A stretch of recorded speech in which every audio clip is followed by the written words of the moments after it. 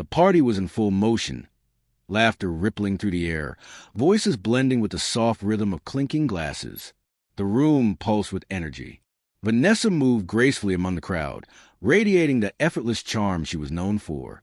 Her laughter sparkled, magnetic, commanding attention wherever she went. At first, I admired her confidence, the way she could light up a room without even trying. But as the evening wore on, something in her behavior began to shift, and it left me uneasy. It started small, little jabs disguised as humor. The first remark came out playfully, a teasing comment about my work habits that drew polite laughter from those around us. I smiled through it, pretending it didn't sting, keeping my composure steady. But the chuckles seemed to fuel her. Leaning toward a co-worker, she whispered, just loud enough for others to catch, "Sometimes I wonder how he even manages to get anything done." A few more polite giggles followed, and I could feel the air around us changing. I was no longer part of the conversation. I was the punchline. Normally, I might have snapped back, defended myself, maybe even raised my voice. But that night, I chose silence. Years of being on the receiving end of her words had taught me that staying calm could wound far deeper than anger ever could. So I waited. I let her unravel herself. Her comments became sharper, her tone more performative. She started retelling old stories, twisting details, turning small mistakes into punchlines for an audience that didn't know the truth. Each laugh felt like a jab, each grin a quiet challenge to see if I'd break. But I didn't move. I simply watched. It was no longer about me. It was about her needing the attention. The more she tried to entertain the crowd, the more desperate she began to look. And slowly, I could sense the room catching on, even if no one said it out loud. Then came the moment that shifted everything. She made a sharp remark about my intelligence, expecting laughter or applause, something to validate her cruelty. The room quieted, waiting for my reaction. I let the silence hang between us, long enough for everyone to feel it. Then I met her eyes, my voice calm, steady, and deliberate.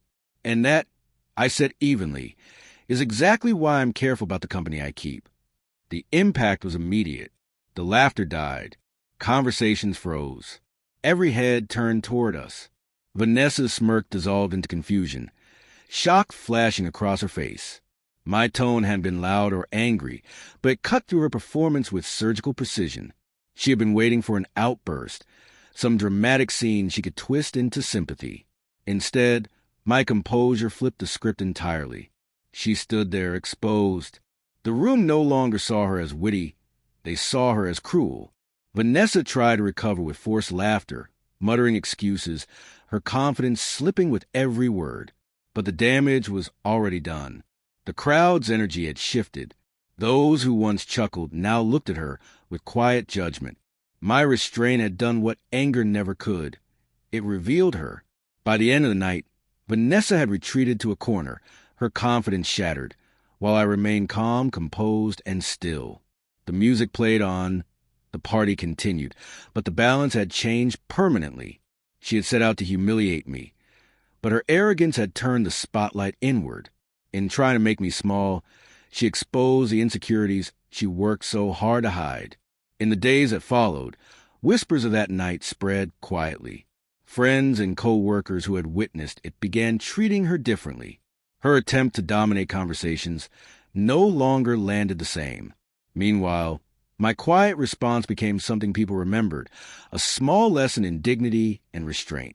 That control, that measured calm, carried more weight than any loud defense ever could.